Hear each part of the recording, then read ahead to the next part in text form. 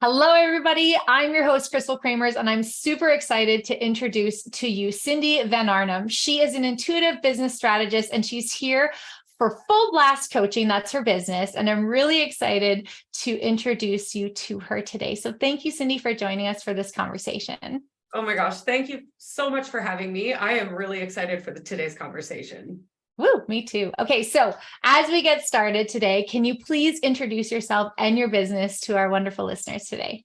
Yes, thank you. I am the CEO of Full Blast Coaching, and I work with online coaches and healers to be visible in their magic and feel confident selling so they can hit their first 10K and beyond.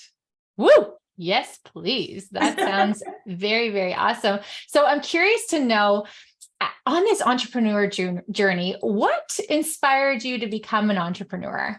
Because I could never find a job that was satisfying. Seriously, freedom is one of my top values, and adventure. And every time I would get into a job, I found that I could never hold it for more than a year because I would get bored, or I would think I could do it better than the boss. So I realized I needed to be the boss so that I could create time freedom, financial freedom, and do it my way, because I think that's one of the most important things, is being able to do it our way.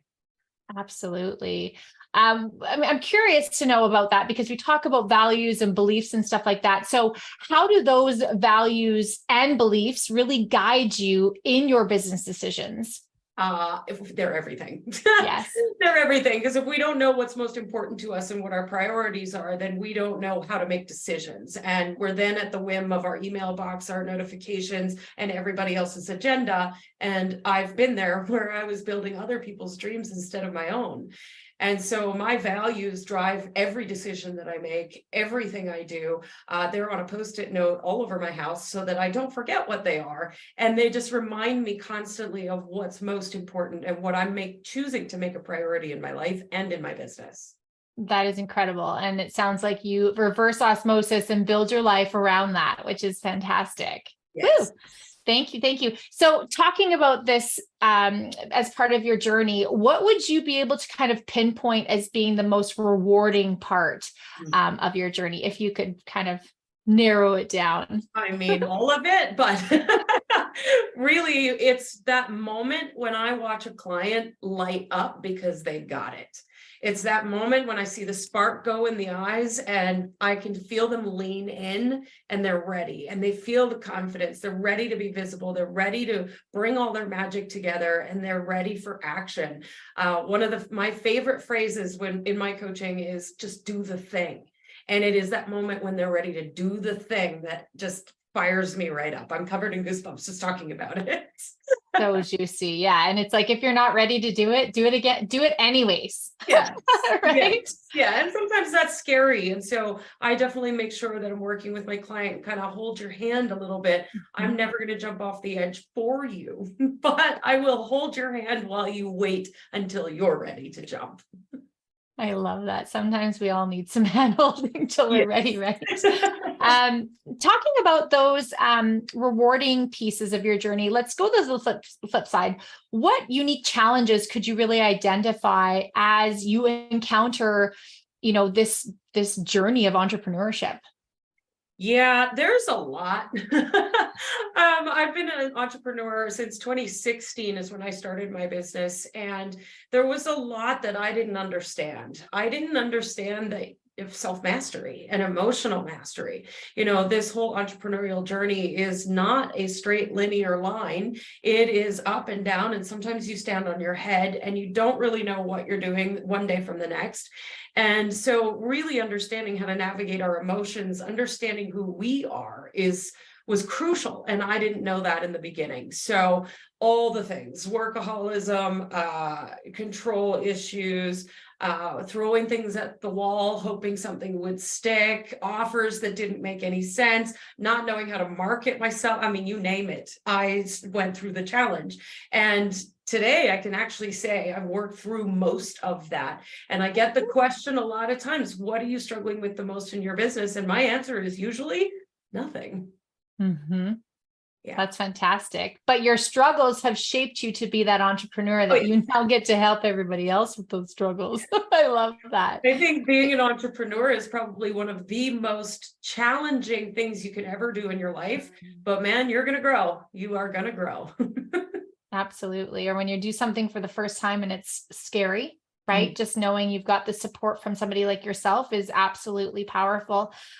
What strengths have you found most helpful when running your business? If you could kind of hone in on a few. Definitely my intuition, 100%. It drives everything. I'm always checking in. And because I've done so much work on self-mastery, I trust myself implicitly. And so really using that skill, that strength of our intuition, you've got to do this your way. You have to, otherwise it's not going to work. And also I'm really ridiculously good at organizing. So, my file management stuff is on point.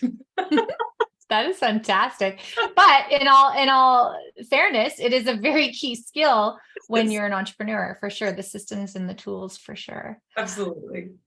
Just a quick sidebar. If you could leave our listeners with, a little tip or trick to tap in and trusting themselves with their intuition, what would you kind of say there? Yeah, I think it requires an exploration every day of what's going on and being willing to look at the shadow side too. It's not all rainbows and kittens. And I think as a society, we've been told to just shove it under the carpet and pretend it doesn't exist.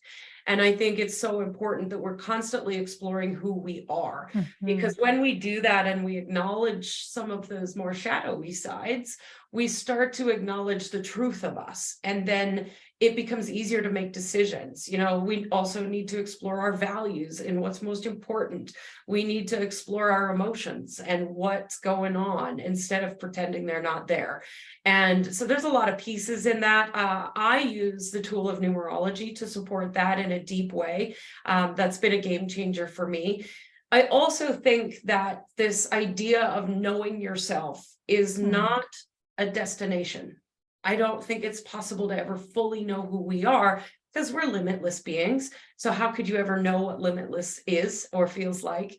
So it's just a daily journey and exploration, and it's a growth path for sure. Absolutely. I see we've got a little visitor coming to join us in the corner of your camera there. I have 2 8-month-old kittens that love to come visit. So I just see the little tail lurking around there. So thank you for sharing that. And, if we could talk about the evolution of your business, how has it really evolved since you started it? Yeah. So talk about loaded questions. Talk about not knowing who I am. So again, coming back to the organizational skill and being really good with technology, I started my business as a virtual assistant. So I was building everyone else's dreams behind the scenes, building the websites and the funnels and all the fancy technology that nobody actually needs in the first place.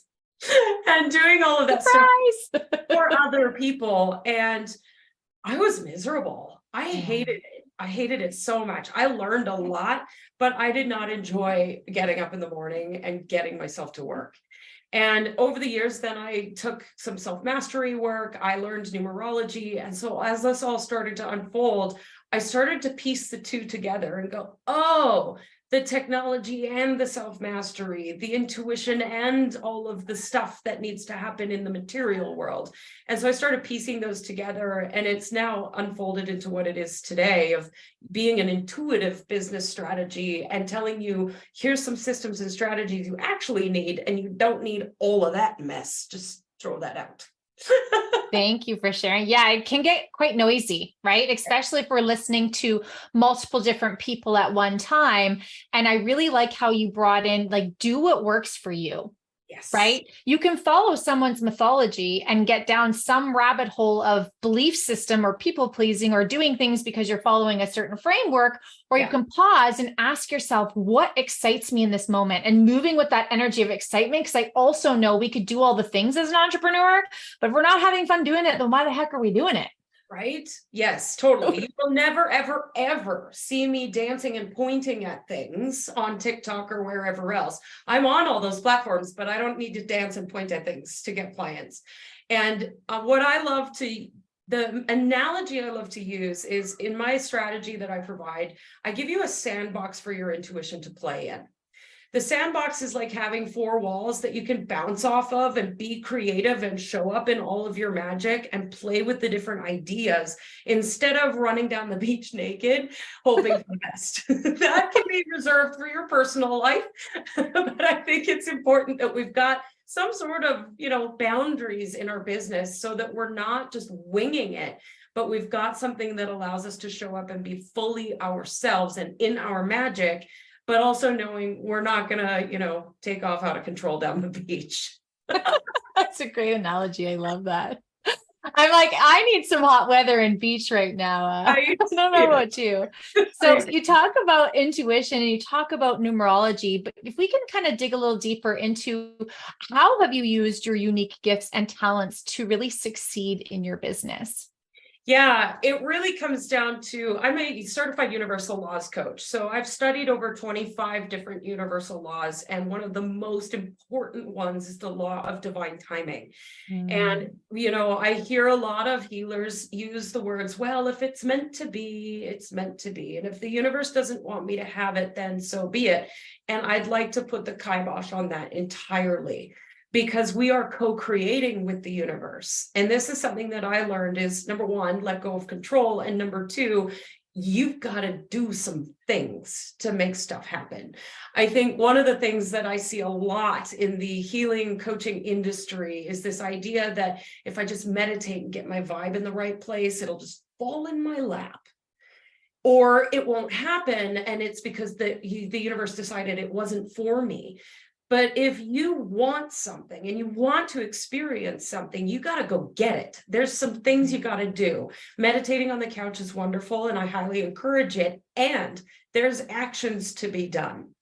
And so this idea, the 6 stages in the law of divine timing have really helped me to map out, here's why it's hard for you to take action right now, and that's okay. And there's a time and a place for meditating and drinking tea, and there's a time and a place for forgetting to shower or eat because you're so busy. And then there's a time and a place to celebrate and all these pieces. And I think understanding that timing along with your intuition and knowing who you are allows for all the strategy to fit in within your sandbox.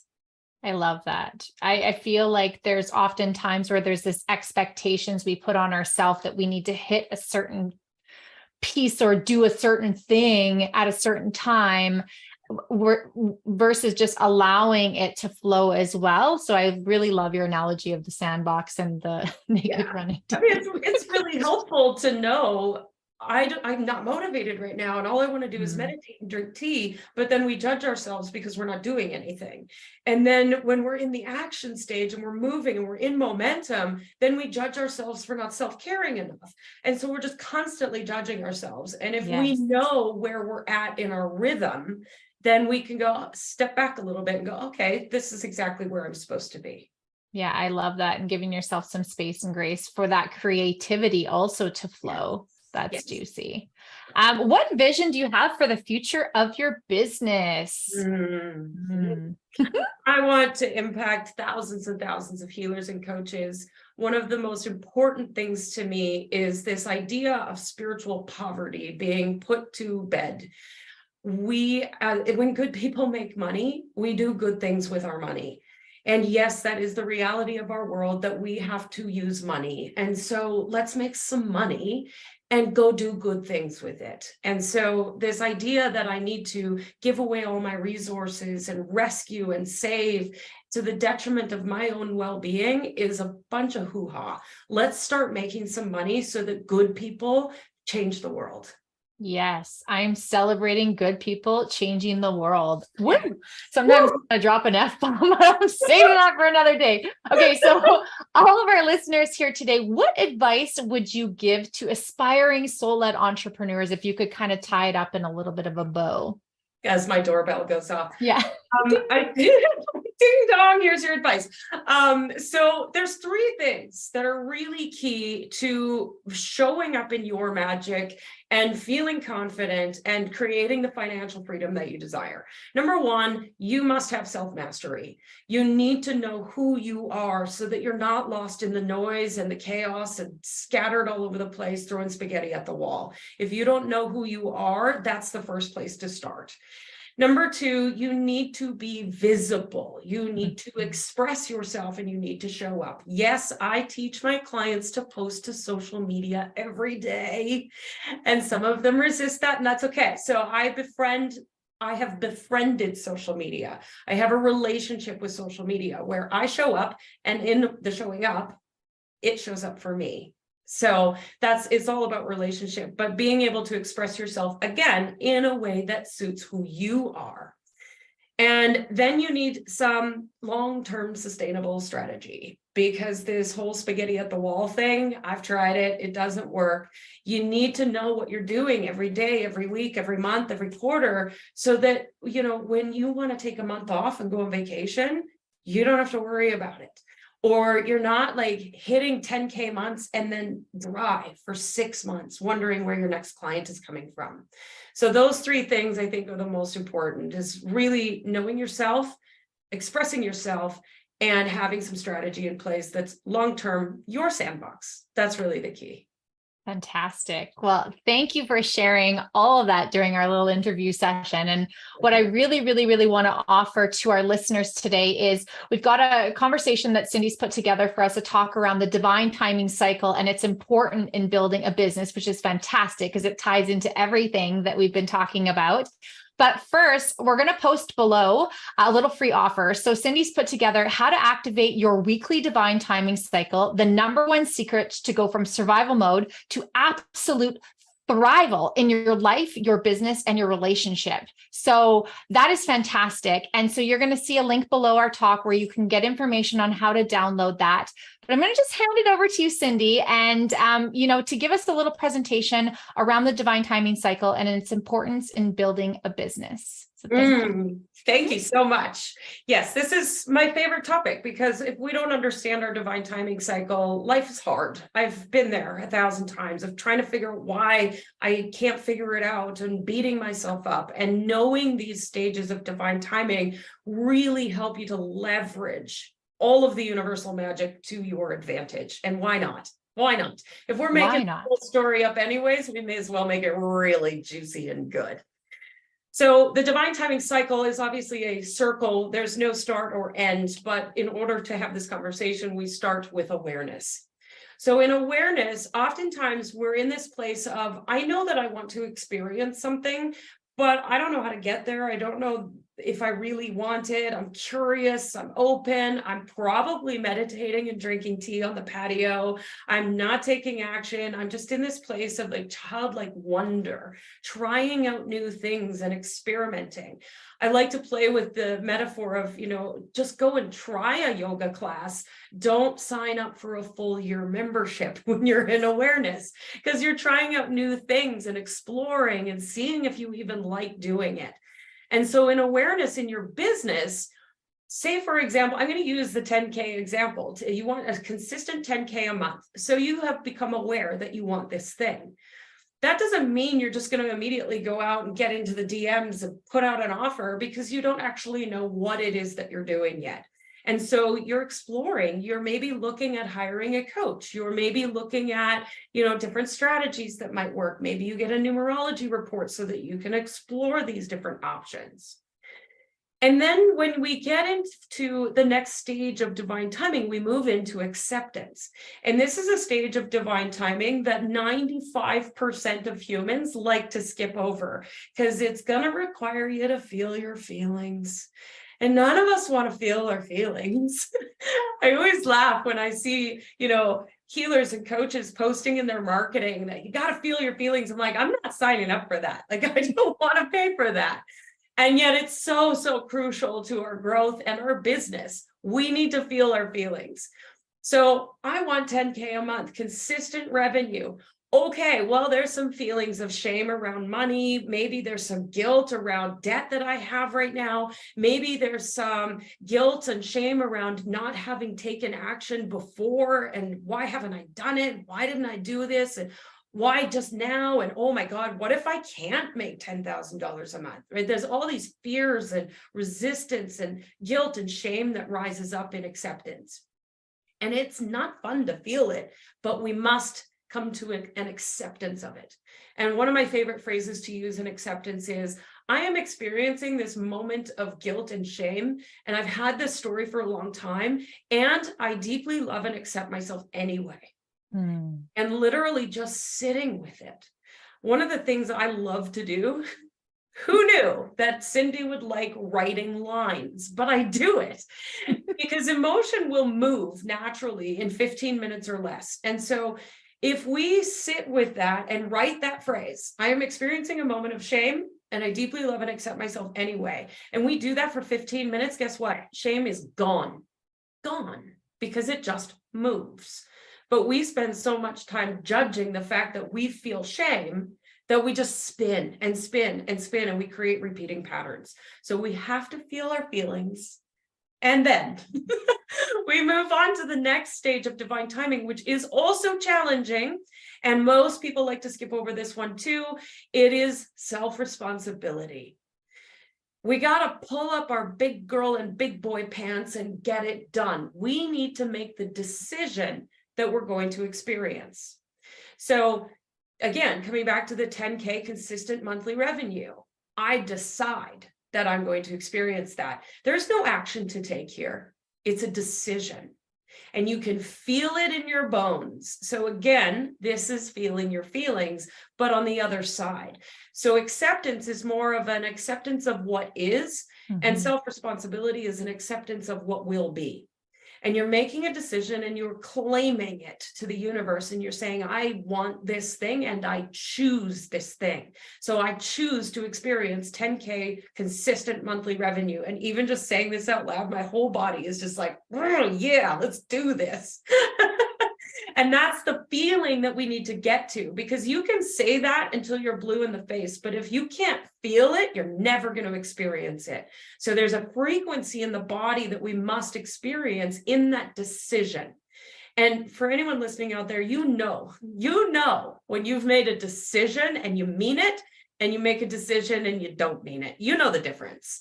So we need to claim it out loud. And in that self-responsibility, we then move into the next stage of divine timing, which is activation.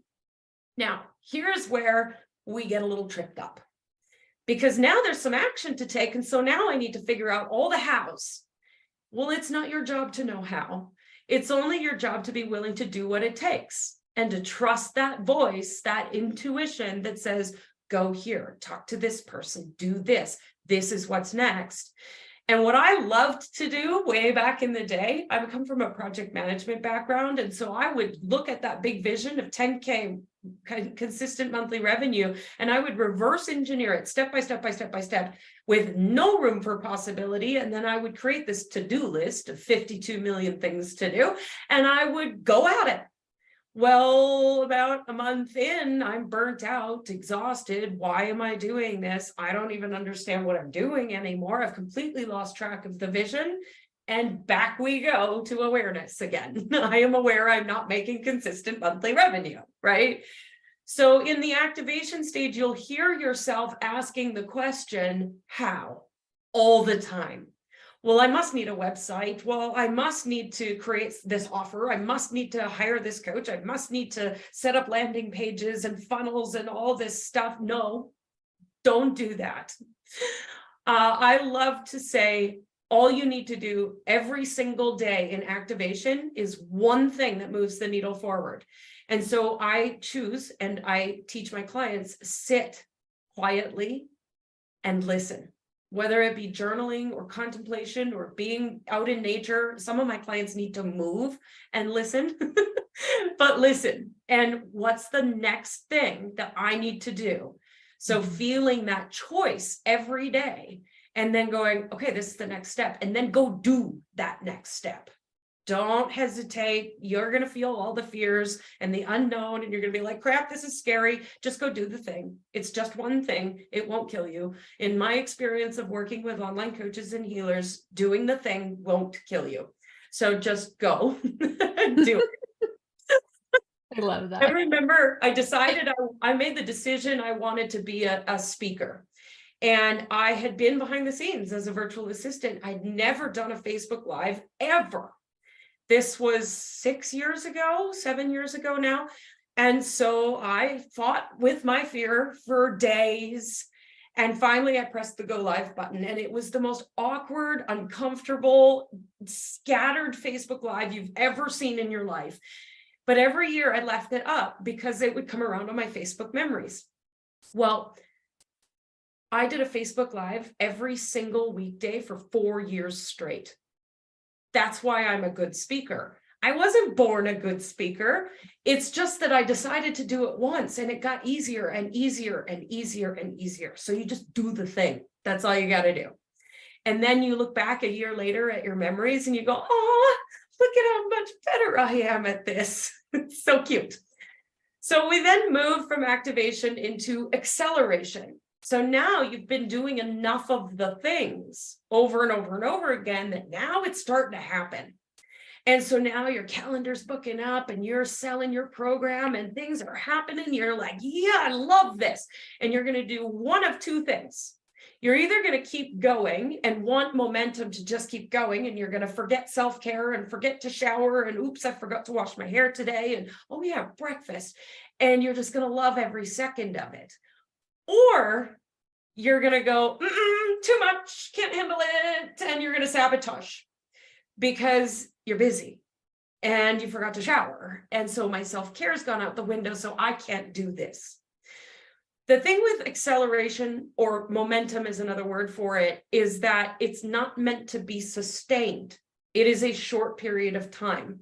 So you're not sabotaging your self-care when you're in momentum. You're getting the results of the thing you asked for. So when your calendar's filling up and the clients are paying and you're coaching and you're doing all the stuff, yay, celebrate, because that's exactly what you wanted. And then you're going to wake up one day and your calendar's going to be emptier. And you're going to wonder, oh crap, what did I do wrong? And you're going to feel the gas, like your foot being taken off the gas pedal a little.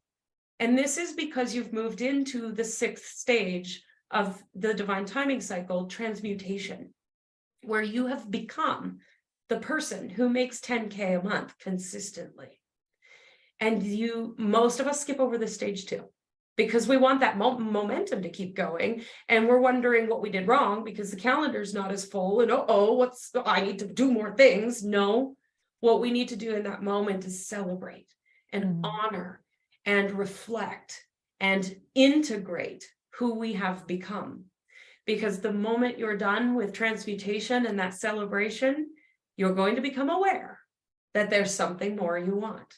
And you'll go, maybe I could make 20K consistent monthly revenue.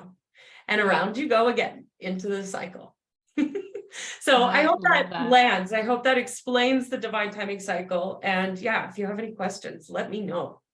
Well, I just think it's fantastic that you're able to capture it in your framework, in a formula, really, that shows almost like the life cycle of a butterfly, right? Because when we step into that newer version of ourselves, and when you're speaking to an older version of me too, where I'm like, oh my gosh, like, how did you know? Oh my gosh, that's exactly the cycle. Because as we grow and evolve, the lack of celebration that I'm recognizing around me in my clients' world and in my world too, it's like, pause for a second and look at the wings that you've really grown. Look at, the cocoon that you've just come out of. Look at the progress and celebrating every single moment, because each cycle, I'm noticing my reflection of what you've just explained in my life is completely different.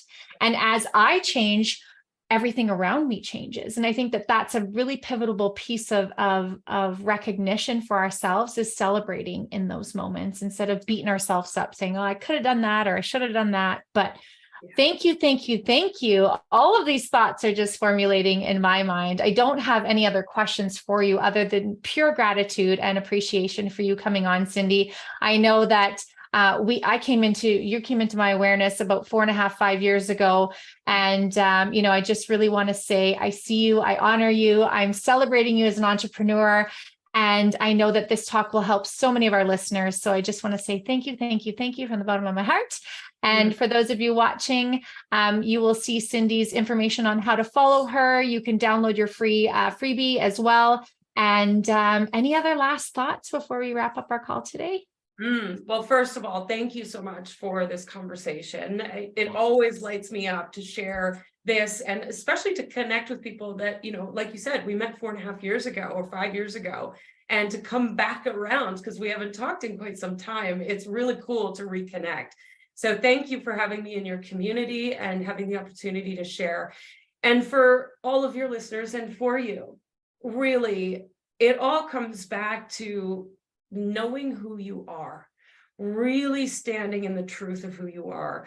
I think, we live in some crazy times right now, all this stuff that's happening in the world, and there's a lot of illusion. This whole world is an illusion.